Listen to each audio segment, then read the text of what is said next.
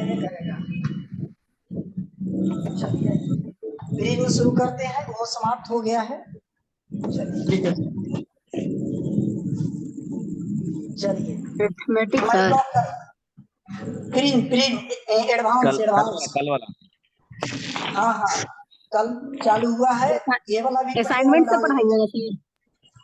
Assignment भी है, आपका प्रीवियस क्वेश्चन भी है, कुछ अपना मन से भी है। मतलब इस तरह के बना दिए हैं ताकि ऑफलाइन ना होकर ऑनलाइन में पढ़ाएं, तो ताकि सबको समझ में आ जाए। ठीक है, चलिए अब माइक सब ऑफ कर ला, जरूरत पड़ता है सबको अथी करिए। चलिए गौर करिए, हम बात करें पेंटागोनल प्रिज्म का। ठीक है, पेंटागोनल प्रिज्म, पेंटागोनल प्रिज्म जो है, पेंटा माने 5 होता है, तो इसके बेस में पंचभुज होता है। पेंटागोनल प्रिज्म में इसका जो बेस होता है वो 5 गो भुजा होता है। ठीक है, माइक ऑफ कर लीजिए, किन्हीं का ऑन है तो देखिए 5 गो बेस, बेस यहाँ पर देखिए दिख रहा है, अलग कलर से दिखाते हैं। देखिए यहाँ पर देखिए 5 गो दिख रहा होगा, ये पंचभुज है, यानी कि पेंटागोनल प्रिज्म है। और देखिए कि प्रत्येक शीर्ष के नीचे वाला के शीर्ष के साथ मिला दिया गया है। ठीक है, तो यहाँ पर पेंटागोनल प्रिज्म है। चलिए केवल पेंटागोनल प्रिज्म का आप लोग फिगर जानिए कि ये होता है। ठीक है, कल हम बता रहे थे कि हेक्सागोनल, हेक्सागोनल के बेस में अगर 6 गो भुजा रहेगा तो शीर्ष जो है 12 गो होगा, किनारा जो है 3 गुना होता है यानी 18 गो होगा, पार्श्व फलक 6 गो होता है, टोटल फलक 2 गो बढ़ जाता है। चलिए अब आगे हम बता रहे हैं टाइप्स ऑफ प्रिज्म। अभी तो हम केवल अलग अलग फिगर दिखा के शीर्ष किनारा ये सब दिखा रहे थे, अब हम टाइप्स ऑफ प्रिज्म की चर्चा करते हैं।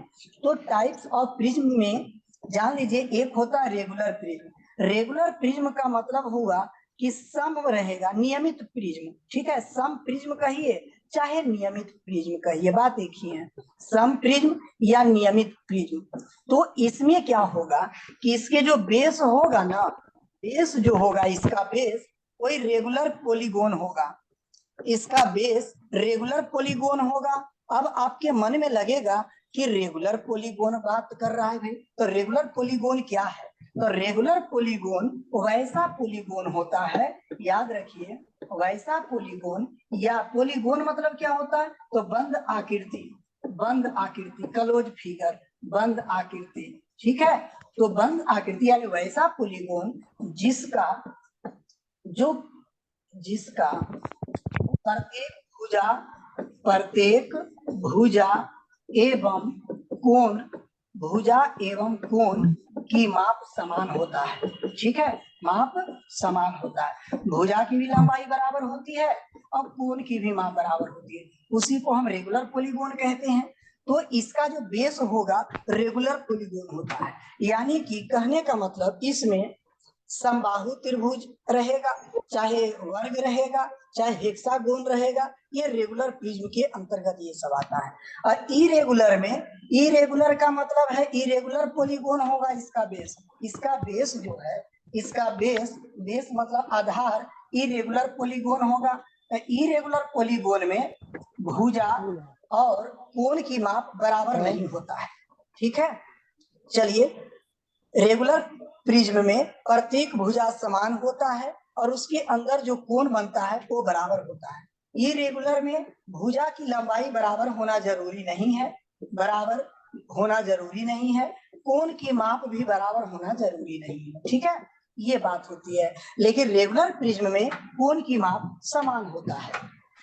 चलिए अभी हो गया, दो टाइप में हम बांटे, रेगुलर प्रिज्म, इरेगुलर प्रिज्म। तो इरेगुलर प्रिज्म आप लोगों को मतलब नहीं पढ़ना है, रेगुलर प्रिज्म का ही चर्चा आप लोगों को करना है, रेगुलर।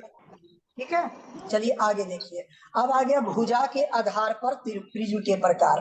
भुजा के आधार पर, तब भुजा के आधार पर डिवाइड करेंगे, वो हो गया उसके कंस्ट्रक्शन के आधार पर, ये भुजा के आधार पर।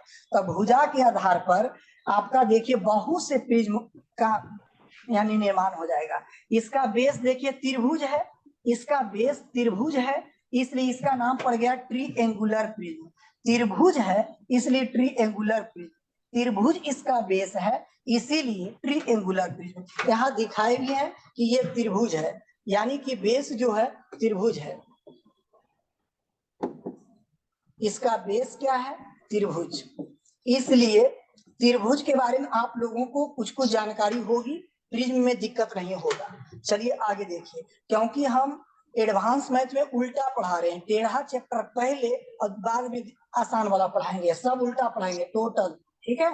चलिए आगे देखिए, अब ट्रायंगुलर प्रिज्म के बेस का क्षेत्रफल और परिमाप। तो देखिए, अगर ट्रायंगुलर प्रिज्म की बात करता है, इसका तो बेस जो है कोई ना कोई त्रिभुज होगा, बेस का क्या होगा तो त्रिभुज होगा। जब ये त्रिभुज होगा तब देखिए क्या करेंगे कि इसका क्षेत्रफल, तो क्षेत्रफल निकालने के लिए आप लोगों को यहाँ पर हम पॉइंट देते हैं क्योंकि इसकी आवश्यकता है प्रिज्म में, एकदम जीरो से शुरुआत करें, इसलिए ध्यान से देखते चलिएगा। अगर ये तीनों बराबर है तो जाहिर सी बात है तीनों बराबर है, इसका नाम पड़ेगा समबाहु त्रिभुज, इसका नाम पड़ेगा समबाहु त्रिभुज। तो ये बेस की बात है, नीचे जो फर्श होगा प्रिज्म का इसको हम एनालिसिस कर रहे हैं, बेस इसका त्रिभुज है। तो अगर इसके क्षेत्रफल निकालने की जरूरत पड़ेगा तब क्षेत्रफल का सूत्र क्या होगा, √3/4 गुने भुजा स्क्वायर। ये आप लोग के पता होगा, ये याद रखिएगा, अभी जरूरत पड़ेगा। परिमाप की मैं बात करूं तो समबाहु त्रिभुज के परिमाप 3 गुने भुजा के बराबर होता है, 3 गुने भुजा के बराबर। जान लीजिए, एक की जगह पर कोई भी वैल्यू पुट करके आप एरिया और परिमाप निकाल सकते हैं। सूत्र क्या है, सूत्र एक सड़क के जैसा है जिस पर सभी गाड़ियां चलती है, उसी प्रकार से जो मेंसुरेशन है, ज्यामिति है, तो वो सूत्र और प्रमेय पर रेंगता है, दौड़ता है। इसलिए सूत्र याद रखेंगे तो आपका फास्ट कैलकुलेशन होगा। तो त्रिभुज का क्षेत्रफल अभी देख लीजिए, समबाहु त्रिभुज का एरिया √3/4 गुने भुजा स्क्वायर। परिमाप की बात करें तो 3 गुने भुजा होता है, ये समबाहु त्रिभुज हुआ। अगर यही समकोण त्रिभुज, देखिए यहाँ पर 90 डिग्री का कोण बन रहा है, बगल में आपको 90 डिग्री वाला है ना, ये कहलाया समकोण त्रिभुज, ठीक है, जो कि बचपन में भी पढ़े होंगे और ज्यामिति पढ़ाएंगे तो सब चर्चा भी करेंगे। समकोण त्रिभुज है यानी ये 90 डिग्री बन रहा है। तो जान लीजिए 90 डिग्री में जो सबसे बड़ी भुजा होती है, जो सबसे बड़ी होती है उसे कर्ण कहते हैं, उसे कर्ण कहते हैं। और जो नीचे है वो आधार बनेगा और जो खड़ी है वो लंब बनेगा। ट्रिगोनोमेट्री में लंब और आधार चेंज होता है, लेकिन इसमें चेंज नहीं भी करिएगा कोई दिक्कत नहीं है, ठीक है। बड़ी भुजा कर्ण हो गया, एक वो लंब हुआ, एक आधार हुआ। अब इसकी बात करें कि इसका एरिया क्या होता है, तो जब भी 90 डिग्री बनता है तो 1/2 बेस गुने परपेंडिकुलर, यानी कि 1/2 आधार गुने ऊंचाई, 1/2 आधार गुने ऊंचाई, ये सूत्र का प्रयोग करिएगा। समकोण त्रिभुज रहेगा तब। बात रह गया परिमाप, तो परिमाप जो होता है तीनों भुजा के लंबैया जोड़ के होता है। तो हम कर्ण को अगर हम H कहें, लंब को P कहें, आधार को B, तो परिमाप जो होगा P + B + H के बराबर होगा, यानी लंब जोड़ आधार जोड़ कर्ण हो जाएगा, लंब जोड़ आधार जोड़ कर्ण, यानी तीनों भुजा जोड़ देंगे तो परिमाप होगा। ध्यान से देखते चलिएगा, बहुत अच्छा बात इसमें हम बताने वाले हैं, ठीक है, ताकि प्रिज्म में क्या क्या समस्या आने वाला है उसी को हम क्लियर कर रहे हैं। चलिए, यहाँ तक कोई दिक्कत किन्हीं को? No sir. किन्हीं को, कोई भी बंदा जो भी है? नहीं सर। नहीं सर। चलिए बहुत बढ़िया, आगे देखिए। अब आपके मन में लगता होगा कि त्रिभुजवा में तो कोई जरूरी ना है कि समकोणे रहते, समकोण के जगह पर विषम बाहु भी हो सकता है। विषम बाहु रहेगा तब देखिए क्या आने वाला है, तो आप लोग के पता होगा कि त्रिभुज का जो सूत्र होता है, त्रिभुज का एरिया में जब अलग अलग भुजा रहे ये ए है, ये बी है, ये सी है। यानी अलग अलग लंबाई के अगर रहेगा तो हम हीरो सूत्र का प्रयोग करते हैं। त्रिभुज में हीरो सूत्र का प्रयोग करेंगे। हीरोन नाम था गणितज्ञ का। तो इस सूत्र जो होता है s into s minus a, s minus b, s minus c. ठीक है, ए बी सी तो भुजा है ना। यस क्या है, तो यस का पूरा नाम होता है सेमी पेरीमीटर। सेमी पेरीमीटर, ठीक है, सेमी पेरीमीटर से ही यस लिया गया है। और सेमी मतलब आधा होता है, तो आधा के शुद्ध रूप कहिए तो अर्ध, और पेरीमीटर की बात परिमाप। कहने का मतलब परिमाप के आधा, परिमाप का आधा। तो यस क्या हुआ, परिमाप तो तीनों भुजवा जोड़ के होता है, और आधा कर देंगे तो ये यस कहलाता है। ओके, कोई दिक्कत बोलिए, यहाँ तक कोई समस्या? No sir. बहुत बढ़िया। तो आगे बताने से पहले आपको कुछ पेज और बढ़ाते हैं जो कि आने वाला समस्या है। देखिए, अगर मान लिया जाए कि कोई त्रिभुज है, ये ए है, ये बी है, ये सी है, और इसके अंदर में एक वृत्त है। अंदर में क्या है, एक वृत्त है, अंतःवृत्त जिसको, अगर त्रिभुज के अंदर वृत्त है, अगर त्रिभुज के अंदर वृत्त है उसका नाम है अंतःवृत्त। अगर त्रिभुज के अंदर कोई वृत्त है इसका नाम है अंतःवृत्त। अंतःवृत्त अंग्रेजी में इन सर्कल कहा जाता है, इन सर्कल। ओके, लेकिन यहाँ पर जो रेडियस बनेगा, रेडियस आर जो है वो अंतः त्रिज्या कहलाएगा। क्या कहलाएगा, अंतः त्रिज्या। अंतः त्रिज्या के नाम से जाना जाएगा। ठीक है, अंतः त्रिज्या यानी इन रेडियस, इन रेडियस, रेडियस। चलिए, इन रेडियस हो गया। तो देखिए, त्रिभुजवा के अंदर वृत्त है तो ये अंतःवृत्त कहलाया, त्रिज्या जो है अंतः त्रिज्या कहलाया। लेकिन अब आपके मन में लगेगा इस सेंटरवा क्या हुआ, ये अंतः केंद्र हुआ, अंतः केंद्र। ठीक है, इन सेंटर, इन सेंटर। जब ज्यामिति पढ़ाएंगे तो बहुत इसमें चर्चा करेंगे, लेकिन अभी हम उतने बताने वाले हैं जितना प्रिज्म और पिरामिड में आवश्यकता है। तो देखिए, अगर त्रिज्या की लंबाई पता है और ए बी सी ए पता रहेगा, ठीक है, तो देखिए त्रिभुज का हम मुख्य रूप से सूत्र बताने वाले हैं जो प्रिज्म में एग्जाम में आ चुका है। तो त्रिभुज का परिमाप क्या हो गया, ए प्लस बी प्लस सी हो जाएगा। और अगर त्रिज्या दिया है, अंतः त्रिज्या आर दिया है, अंतः त्रिज्या आर दिया है, तो त्रिभुज का जो एरिया होने वाला है, त्रिभुज का जो एरिया बनेगा 1/2 अगुने परिमाप अगुने अंतः त्रिज्या। अंतः त्रिज्या याद रखिएगा, ये भी सूत्र त्रिभुज का एरिया निकालने का एक ये भी सूत्र है। ठीक है, क्या समझ पाए? अगर त्रिज्या मालूम है, परिमाप मालूम है, या तीनों भुजा भी देगा तो निकल जाएगा। 1/2 परिमाप गुने त्रिज्या, 1/2 गुने परिमाप गुने त्रिज्या, 1/2 गुने परिमाप गुने त्रिज्या। कहने का मतलब 1/2 बेस इंटू हाइट होता है ना, उसी पर आधारित ये है। क्लियर है? Yes sir. कोई दिक्कत है नहीं बड़ी? No sir. क्लियर नहीं है? Yes sir. Yes sir. चलिए, त्रिभुज का परिमाप दिया रहेगा, रेडियस दिया रहेगा, तो ये सूत्र लगा दीजिएगा 1/2 गुने परिमाप गुने अंतः त्रिज्या। बस कुछ नहीं है। अंदर वाला वृत्त है तो अंतः वृत्त नाम पड़ा, त्रिज्या है तो अंतः त्रिज्या, केंद्र है तो अंतः केंद्र, बस। और इसमें तो नया कुछ हम बताए नहीं है। ठीक है, आगे बढ़े।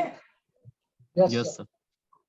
चलिए, अब आया स्क्वायर प्रिज्म का। अभी हम बात कर रहे थे त्रिभुज पर आधारित, लेकिन अब आया स्क्वायर प्रिज्म। स्क्वायर प्रिज्म में क्या है, देखिए टाइप्स में चल रहे हैं, स्क्वायर प्रिज्म नाम है तो जाहिर सी बात है इसका जो बेस है, इसका जो ये बेस है, ठीक है,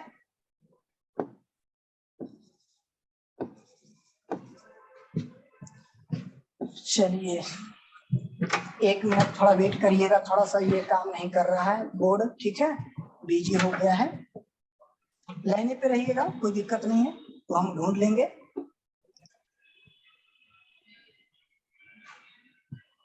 आप लोग के दिख रहा है ना? यस। ठीक है, वो कभी कभी बिजी हो जाता है, बहुत ज्यादा वर्क है ना इसलिए।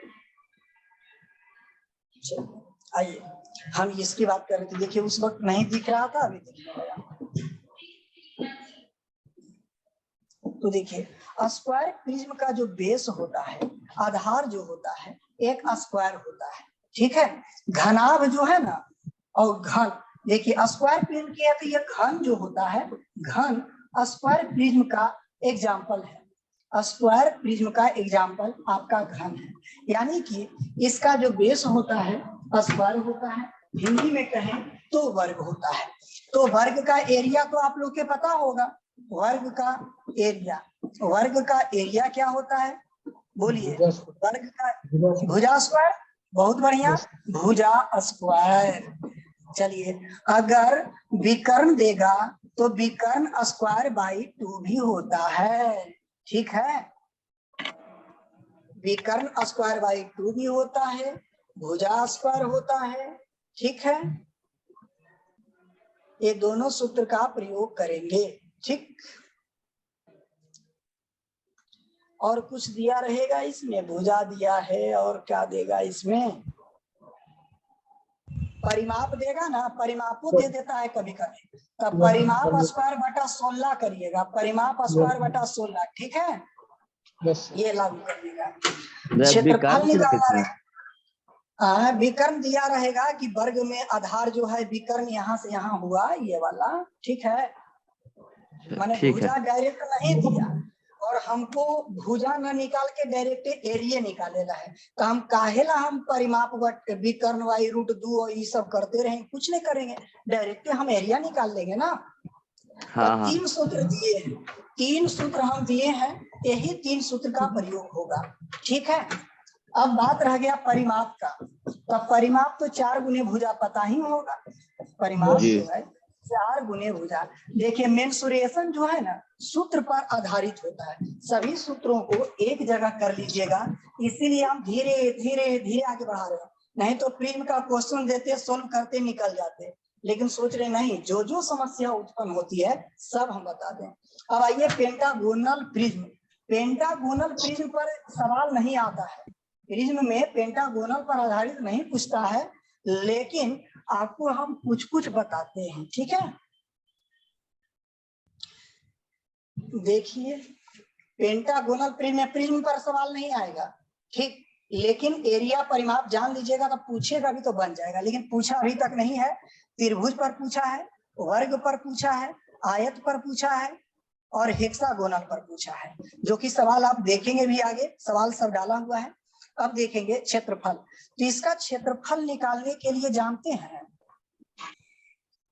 ऐसे त्रिभुज में बांटिएगा, और यहाँ से गड़बड़ा गया, देखिए कलर चेंज करा हुआ, यहाँ से यहाँ, अरे ये क्या हो रहा है, देखिए पीला जो ना बने हुआ यहाँ से यहाँ, ठीक, पीला जो बनाए, चलिए उसको हम ग्रीन करते हैं। देख लीजिए ई वाला जिसको रंग रहे दिख रहा है, यस। देखिए ई वाला, इसको अगर हम आर कह दें, क्या कह दें, या तो हाइट बोल सकते हैं, त्रिभुजवा का हाइट है, त्रिभुजवा का हाइट है ना, यस। अजी इस त्रिभुज के लिए वो आर जो है हाइट बनेगा कि नहीं, जरा देखिए तो। यस बन रहा है ना, तो बताइए ऐसा जब रहेगा, अगर ये हम पांचों त्रिभुजवा के जोड़ दें, ये त्रिभुज, ये त्रिभुज, ये त्रिभुज, और ये दोनों मिला के एक त्रिभुज है ये, तो 4 गो में हम देखिए टिक किए हैं, एगो में आर लिखे हैं। अगर हम ये पांचों त्रिभुजवा जोड़ दें एरिया, तो आपका पेंटागोनल का एरिया निकल जाएगा कि नहीं। तो देखिए पेंटागोनल का जो एरिया आने वाला है, पेंटागोनल का एरिया, हम बेस की बात कर रहे हैं, बेस का एनालिसिस कर रहे हैं, प्रिज्म का नहीं। प्रिज्म के बेस को हम नीचे वाला केवल दिखा रहे हैं, क्योंकि इसी की जरूरत पड़ता है। तो एरिया निकालने के लिए एक त्रिभुज का एरिया जानते हैं क्या होगा, 1/2 और गुने आधार गुने ऊंचाई होता है कि नहीं। तो ये रियल में हाँ, तो ये यहाँ पर हम आर लिख दिए क्योंकि रेडियस जैसा दिख रहा है, ठीक है, इस पे खोजिएगा, तो आर लिख दें, और गुना ए हो जाएगा, और ऐसने ऐसने 5 गो होगा, होगा कि नहीं? 5। Yes sir. कोई दिक्कत? 5 गुना होगा। यस तो सर। इसको हम कर देते हैं, हम कह सकते हैं, क्योंकि इसको हम आर लिख दिए, ओपेथम इसको ऐसे बोला जाता है, ठीक है। भुजा से केंद्र के बीच की दूरी को ओपेथम बोला जाता है, ठीक है। इसी को हम आर से इंडिकेट कर दिए। तो याद रखिए 5 आर ए बटा 2 या 5 बटा 2 आर ए, ई हो जाएगा आपका एरिया निकालने के लिए, ठीक है। जब हम पॉलीगॉन पढ़ाएंगे ना, तो इसमें हम और एनालिसिस करेंगे। इसके एरिया निकालने के लिए माने सूत्र का प्रयोग कर सकते हैं, ट्रिगो का हेल्प लेना पड़ेगा, लेकिन इसमें ट्रिगो से नहीं रहेगा प्रिज्म में, इसीलिए ज्यादा चर्चा नहीं कर रहे हैं। हम केवल एरिया का सूत्र दे रहे हैं, ठीक है। ये रेगुलर प्रिज्म की बात है, रेगुलर पेंटागोनल प्रिज्म। आइए अब परिमाप निकालना रहेगा, तो परिमाप तो बड़ा आसान होता है, 5 गुने भुजा, जय भुजवा सबके जोड़ दीजिए, ओके। सही है ना जी? Yes sir. चलिए बहुत बढ़िया। अब देखिए वही पेंटागोनल दिखा रहे हैं, अच्छा ये हेक्सागोनल है। चलिए हेक्सागोनल प्रिज्म में 6 गो भुजा रहेगा। तो देखिए हेक्सागोनल प्रिज्म जो होता है, इसको अगर सेंटर से मिलाते हैं ना, ऐसे ऐसे ऐसे ऐसे, हेक्सागोनल है, ठीक है। तो सभी त्रिभुज बराबर होता है, एरिया में सभी त्रिभुज क्या होता है? बराबर होता है। एरिया ए हम इंडिकेट कर दे रहे हैं, हाँ सबका एरिया बराबर होता है, ध्यान दीजिएगा, एरिया बराबर होता है। और जान लीजिए अंदर में समबाहु त्रिभुज बनता है।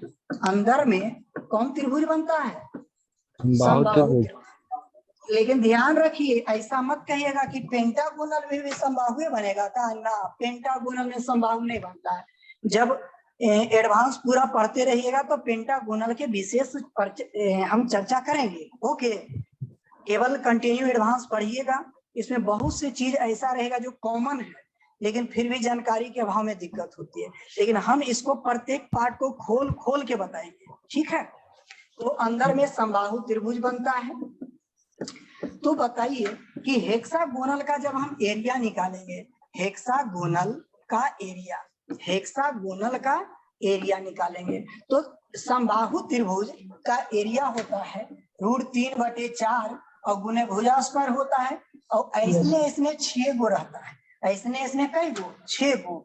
लेकिन आपको याद वैसे नहीं करना है, आपको याद यही करना है कि समबाहु त्रिभुज के एरिया में 6 से गुना करेंगे तो हेक्सागोनल के निकल जाएगा।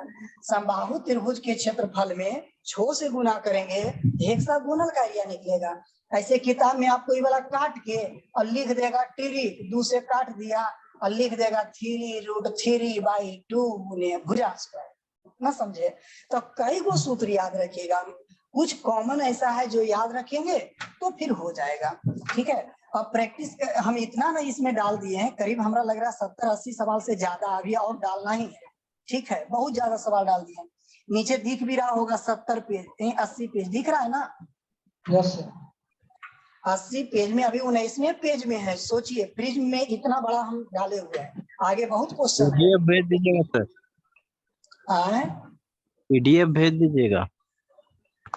हाँ भेज देंगे, नहीं 1 सप्ताह के बाद हम फिर यहाँ से फिर जा रहे हैं स्टूडियो में, तो PDF सब भेज देंगे। यहाँ पर लिख के काम करना पड़ रहा है, वहां पर आपको लिखा हुआ रहेगा, PDF भेज देंगे, ठीक है। क्योंकि नया क्वेश्चन इंक्लूड किए हैं, नया क्वेश्चन इंक्लूड किए हैं, ठीक है। ठीक है सर, ओके। ठीक। हेक्सागोनल का क्षेत्रफल तो अभी देखिए डायरेक्ट आ गया, लेकिन 6 गुने समबाहु त्रिभुज का एरिया। अगर हम परिमाप की बात करें, परिमाप की बात करें तो परिमाप जो होगा 6 गुने भुजा हो जाएगा। जय वो भुजा होता वही गुना करते हैं, तो ये क्षेत्रफल भी जान पाए और परिमाप भी जान पाए। ये आप जान पाए हेक्सागोनल का, किसका? हेक्सागोनल प्रिज्म के बेस है ये।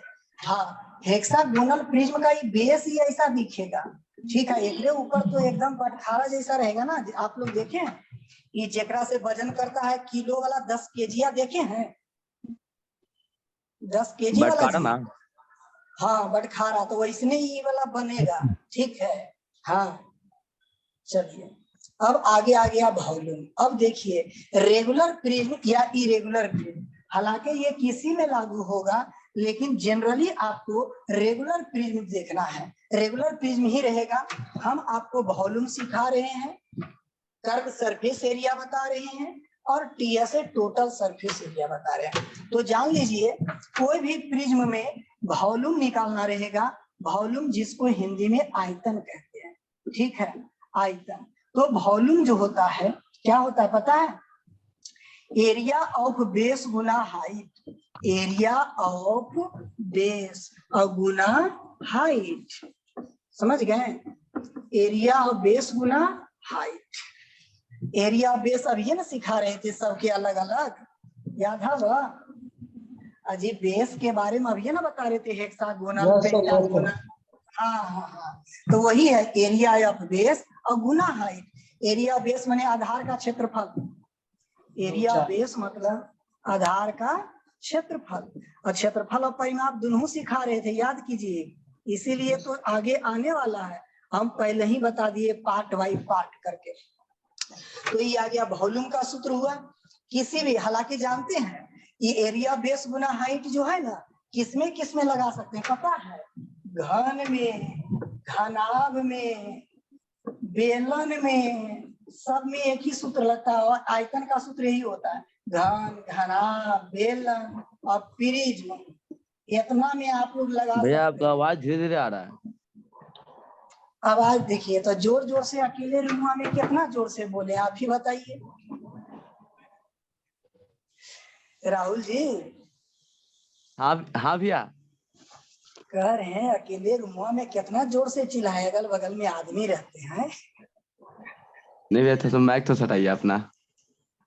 माइक इसमें नहीं है, ये डायरेक्ट मतलब बोर्ड से ही डायरेक्ट साउंड लेता है, ठीक है? ठीक है, ठीक है, ठीक है।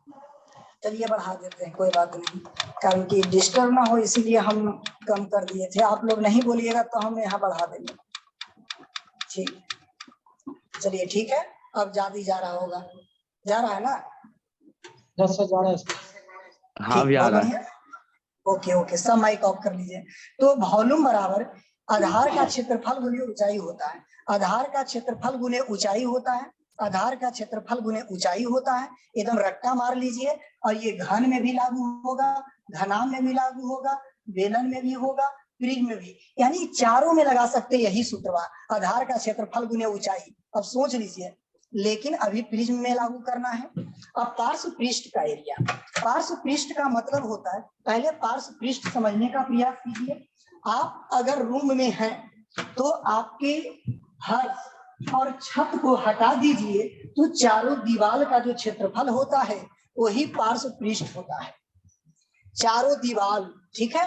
आप अगर कमरा में हैं तो 4 दीवार होगा, चारों दीवार का क्षेत्रफल ही कर्व सरफेस एरिया है। लेकिन अगर प्रिज्म की बात करेंगे तब प्रिज्म में तो कोई जरूरी नहीं है कि 4 गो रहेगा, 3 हो सकता है, 4 हो सकता है, 5 हो सकता है, 6 हो सकता है। यानी कि जो बेस पर, यानी कि दीवालवा का एरिया, यही सिंपल में सोचिए ना, कुछ छू रहे, दीवालवा का एरिया कर्व सरफेस एरिया होता है, दीवार का एरिया कर्व सरफेस एरिया होता है। और एरिया निकालने का सूत्र होता है perimeter of base Guna height. Perimeter माने परिमाप, पेरीमीटर ऑफ बेस और गुना हाइट होता है। Okay, perimeter of base Guna height.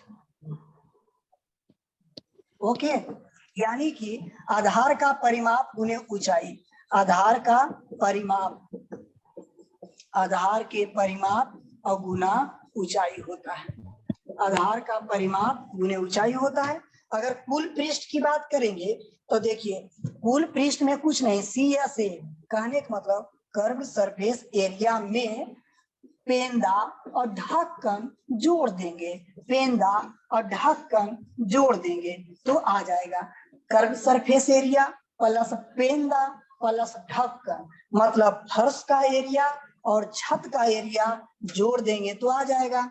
इसी को प्रोफेशनल तरीका से बोलना होगा तो बोलेंगे 2 गुने area of base, 2 Guna area of base, क्योंकि फर्श और छत का एरिया समान होगा, फर्श और छत का एरिया समान होगा, यानी जितना फर्श होगा उतना ही छत होगा। तो 2 गुना फर्श का क्षेत्रफल, यही कहलाया टोटल सरफेस एरिया। क्या इतना सूत्र समझ में आया? Yes sir. कोई दिक्कत एनीबॉडी? No sir. नहीं। ओके, बहुत बढ़िया। तो आगे बढ़ते हैं। अब देखिए, जब भी रेगुलर प्रिज्म का बेस ट्रायंगल है तो वॉल्यूम निकालना है, CS से निकालना है, TS से निकालना। ला, ये तो बढ़ा दिए ज्यादा, विशेष बेकार हो गया। पहले ही से लिख दिए थे कि ये चीज बताना है। तो देखिए, रेगुलर प्रिज्म में बेस ट्रायंगल है, तो देख लीजिए, अगर इसका बेस ट्रायंगल है, ठीक है, अगर ये A है, ये भी A है, ये भी A है, और इसका जो प्रिज्म बनेगा तो प्रिज्म इस पर ऐसे बनेगा, हाइट रहेगा, ठीक है, ट्रायंगल प्रिज्म रहेगा। चलिए हम फिगर ही ले लेते हैं ताकि आप लोग बढ़िया से देख सकें। देखिए, इसको मिटाते हैं और फिगर ले लेते हैं, प्रिज्म का होगा इसमें। देखिए, देखिए ये है ना, इसका बेस ट्रायंगल है, दिख रहा है ना? ये देखिए, इसका बेस ये वाला है ना? तो मान लेते हैं कि तीनों बराबर है, ए है। इसका एरिया क्या बनेगा पता है? एरिया क्या बनेगा? √3/4 और गुने भुजा स्क्वायर हो जाएगा। और इसका जो हाइट होता है, ये वाला हाइट होता है, ठीक है, ये हाइट है, ये अच्छे। तो वॉल्यूम बराबर हम लोग जानते हैं कि देखिए, अभी हम अंक नहीं दे रहे हैं, अभी हम सूत्र बना रहे हैं, लेकिन याद नहीं करना है। याद करना है मास्टर रूल, जो इसके पहले बताएं, याद यही रखना है। लेकिन अभी हम ABCD का प्रयोग करके आपको मैं यहाँ दिखा रहे हैं। तो volume area of base into height होता है, एरिया बेस इनटू हाइट। तो एरिया बेस क्या अभी लाए? √3/4 गुना भुजा स्क्वायर और हाइट h हो जाएगा। ये सूत्र बन गया कि नहीं? लेकिन जान लीजिए, त्रिभुज यहाँ कुछ भी हो सकता है, ये हम समबाहु मान के बना दिए हैं, ठीक है, समबाहु बनाएंगे। हो सकता है हीरो सूत्र का प्रयोग करना पड़े, हो सकता है कि समकोण त्रिभुज रहे, है ना? तो किसी में भी लागू हो जाएगा। ऊपर वाला याद रखिए, एरिया या बेस और गुना हाइट, यही मास्टर सूत्र है। बात रह गया कर्व सरफेस एरिया। तो CS से क्या होगा? पेरीमीटर और base Guna height, perimeter of base into height, perimeter of base into height. तो पेरीमीटर क्या होगा? 3 गुने भुजा, ये वाला h हो गया। ये सब अलग अलग सूत्र रट्टा नहीं मारना है, समझना है। रट्टा नहीं मारे बता रहे हैं, रट्टा मारना है केवल इसके पहले वाला, ठीक है, जो हम लिख रहे हैं ये सब, बाकी नहीं रट्टा मारना है। तब देखिए, ये हो गया। अब बात रह गया TS से, तो TS से होता है CS से, तो CS से 3AH तो हो ही गया, ये रहेगा प्लस 2 गुने एरिया ऑफ बेस। तो बेस का एरिया क्या है? √3/4 गुने भुजा स्क्वायर। खाली भुजवा यहाँ पर मालूम और ऊंचाइया मालूम रहता ना, तभी प्रिज्म का एरिया वॉल्यूम सब निकल जाता। देख रहे हैं, खाली H और A की जगह पर कोई वैल्यू पुट कर दीजिए तो आपका आंसर आने वाला है, पता है कि नहीं? ठीक, समझ में आ रहा है कि नहीं? कोई दिक्कत नहीं। बहुत बढ़िया। कितने लोग जुड़े हैं? 12 सर। 12, बहुत बढ़िया। तो अगर समझ में आ रहा है तो आप लोग अपने दोस्तों और को भी जोड़िए, ठीक है।